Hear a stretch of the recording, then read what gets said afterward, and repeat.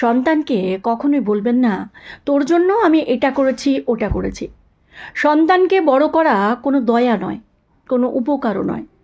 এটা বাবা মা হিসাবে আমাদের দায়িত্ব, আমাদের ভালোবাসা। তাই সন্তানকে বারবার বলবেন না, তোর জন্য নিজের কত স্বপ্ন বিসর্জন দিয়েছি, কত শখ বিসর্জন দিয়েছি, তোকে মানুষ করতে গিয়ে কত কষ্ট করেছি, তোর জন্য নিজের জীবনটা শেষ করে দিয়েছি। আজ তুই যা হয়েছিস সব আমার জন্য।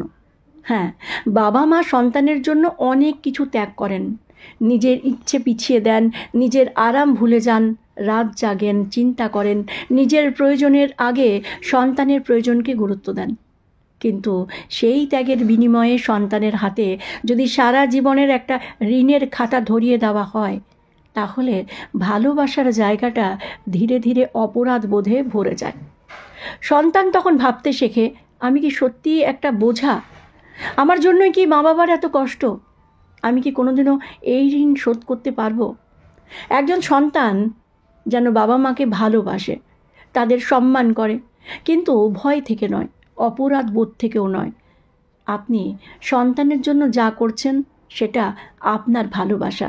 সেটাকে বারবার মনে করিয়ে দিতে তার কাছে দাম চাইবেন না, কারণ সন্তানকে মানুষ করার সবচেয়ে সুন্দর পুরস্কার হলো একদিন সে যেন নিজের ইচ্ছে ফিরে এসে বলে, তোমরা আমার জন্য যা করেছো তার মূল্য আমি কোনোদিনও শোধ করতে পারবো না, কিন্তু তোমাদের ভালোবাসাটায় আমি সারা জীবন মনে রাখব। সন্তানকে ভালোবাসা দিন, হিসেবে নয়। ত্যাগের গল্প বলুন, কিন্তু সেই ত্যাগকে তার গলায় দড়ি করে পরিয়ে দেবেন না। কারণ ভালোবাসা যখন হিসেব চাইতে শুরু করে, তখন সম্পর্ক আর ভালোবাসার জায়গায় থাকে না, ঋণের সম্পর্কে পরিণত হয়। কলমে লিলি চ্যাটার্জি, কণ্ঠে আমি ঝুম সরকার। নমস্কার।